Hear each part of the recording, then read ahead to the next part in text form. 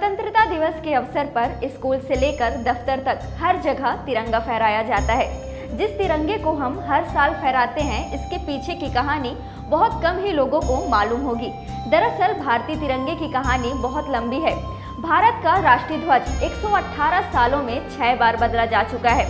ध्वज में आखिरी बदलाव 1947 में किया गया था और तभी से इसे तिरंगा के नाम से जाना जाने लगा। भारतीय तिरंगे के इतिहास की बात की जाए तो यह बेहद ही पुराना है। साल 1906 में भारत को पहला आधिकारिक ध्वज यानी झंडा मिला था। तो वहीं आज जिस तिरंगे को हम राष्ट्रीय ध्वज के नाम से जानते हैं, वह साल 1947 में आधिकारिक तौर पर फहराया गया था।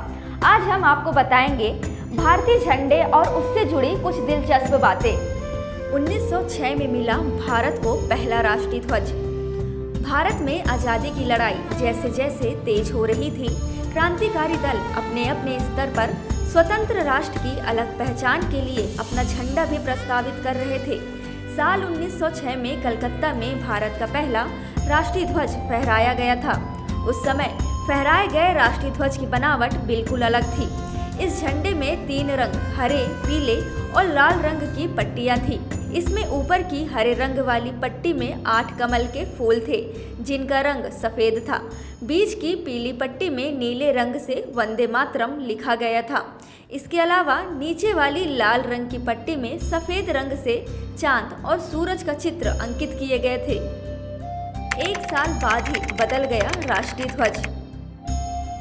1 साल बाद ही 1907 में देश का दूसरा नया झंडा प्रस्तावित किया गया। इस झंडे की संरचना पुराने झंडे से कुछ अलग थी।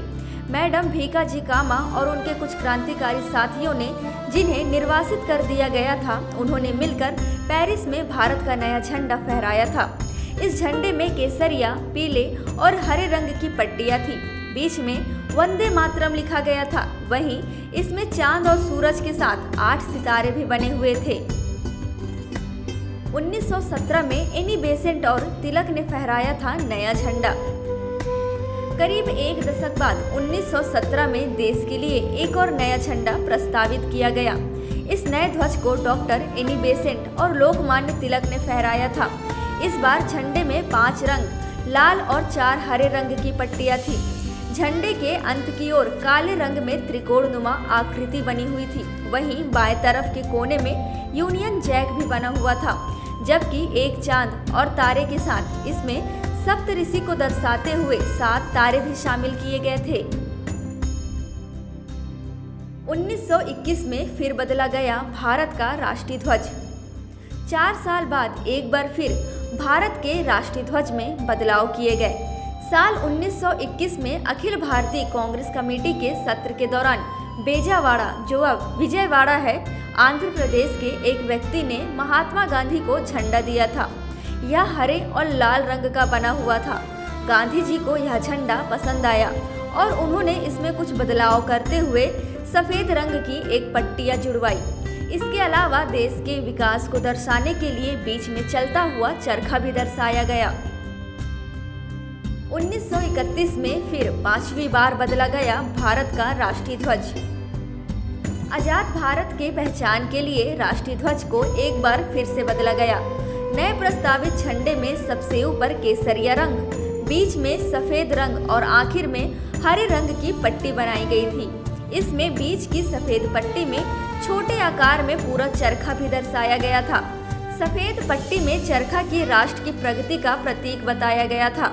इस नए झंडे को इंडियन नेशनल कांग्रेस ने आधिकारिक तौर पर अपनाया था। 1947 में मिला भारत को तिरंगा। 5 बार राष्ट्रीय ध्वज में बदलाव के बाद 15 अगस्त 1947 में भारत आज़ाद हुआ, तो आज़ादी के साथ ही देश को नया झंडा भी मिला, जिसे तिरंगा के नाम से जाना जाने लगा। 1931 में बने झंडे को ही एक बदलाव के साथ 22 जुलाई 1947 में संविधान की सभा की बैठक में आज़ाद भारत का नया राष्ट्रीय ध्वज स्वीकार किया गया। इस ध्वज में चरखे की जगह मौर्य सम्राट अशोक के धर्म चक्र को गहरे नीले रंग में दिखाया गया। 24 तिलिया वाले चक्र को विधि चक्र भी कहते हैं। इस ध्वज को पिंगली वकैया ने तैयार किया था। इसमें ऊपर केसरिया, बीच में सफेद और नीचे हरे रंग की पट्टी है। तीनों समान अनुपात हैं। इसकी लंबाई चौड़ाई 2 गुणा 3 है। आपने अभी तक तिरंगे से जुड़ी कहानी तो सुन ही ली होगी, लेकिन अब हम आपको एक ऐसे व्यक्ति से मिलवाने जा रहे हैं जो छत्तीसगढ़ की राजधानी रायपुर में अक्सर आपको तिरंगा झंडा लिए घूमते नजर आएगा। तो चलिए आपको उससे मिलवाते हैं और उनके बारे में कुछ दिलचस्प बातें बताते हैं। दादा, क्या नाम है आपका? मेरा नाम अख्तर हुसैन कुरैशी। कहाँ से आए आप? मैं यहीं रायपुर तेलीबांधा से हूँ। मैं विगत 2015 से पूरे भारत का भ्रमण कर लिया हूँ। सिर्फ कलकत्ता बचा है, और जबकि दोनों हाथ मेरे हैंडीकैप है। कोरोना काल से फर्स्ट लॉकडाउन से दिल्ली के राजघाट से मैं हाथ में झंडा लेके निकल गया। और यहाँ से जाना हो तो ट्रेन का पास मिला है, ट्रेन से जाता हूँ, और जिस शहर जहाँ घूमना वहाँ मैं झंडा ले घूमता हूँ राष्ट्रीय। आपको राजधानी में अक्सर देखा जाता है कि आप झंडा लेकर घूम रहे हैं। जी, मैं 2000 लोगों का कैसा रिस्पांस रहता है, क्या कुछ कहते हैं आपको देखकर? नहीं, कोई कमेंट नहीं करते, सब सैल्यूट मारते हैं बस। इसके बदले अगर कोई दूसरा झंडा लेके चलता तो गाली गुप्तार पड़ती, इसलिए राष्ट्रीय झंडा लेके चल रहा हूँ। ये विचार कहाँ से आया आप? ये दोनों हाथ हैंडीकैप होने के बाद मैं सोचा घर में बैठा हूँ, चलो लोगों को जागरूक करूँ, क्योंकि इस समय कोरोना बहुत ज़्यादा फैल गया था। बस मास्क लगा के, सैनिटाइजर लगा के अकेला राष्ट्रीय झंडा, सिर्फ कलकत्ता बचा है बस। हाँ, पूरा भारत भ्रमण हो गया। तो कलकत्ता घूमने के लिए क्या कुछ प्लानिंग की जा रही है? ये बरसात के बाद जाऊँगा। कोई सपोर्ट रहता है कि आप पैदल ही निकल पड़ते हैं? सपोर्ट क्या है, नेताओं से तो सिर्फ आश्वासन मिलता है। आम पब्लिक जो भी हो मदद करती थी, उससे चल जाता है। तो आम पब्लिक मदद करती, नेता या मंत्री को नहीं, सिर्फ आश्वासन मिलता है। आज भारत देश आज़ादी का अमृत महोत्सव मना रहा है। हमें आज़ादी मिले 78 वर्ष बीत चुके हैं। इन बीते वर्षों में हमने देश को निरंतर प्रगति की ओर खड़ा पाया है। आज भारत देश आज़ादी का अमृतकाल महोत्सव मना रहा है। हमें आज़ादी मिले 78 वर्ष बीत चुके हैं। इन बीते वर्षों में हमने देश को निरंतर प्रगति के पथ पर लगातार खड़ा पाया है।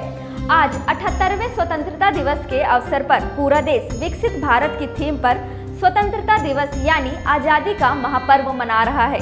साथ ही हर घर तिरंगा, घर घर तिरंगा अभियान की जोश खरोश सभी भारतीयों में साफ तौर पर देखा जा रहा है। आज हमें यह वचन लेना होगा कि देश की अखंडता और स्वाधीनता बनाए रखने में हमें अपना कदम बढ़ाकर साथ मिलकर चलना होगा, तब जाकर भारत की अखंडता कायम रहेगी।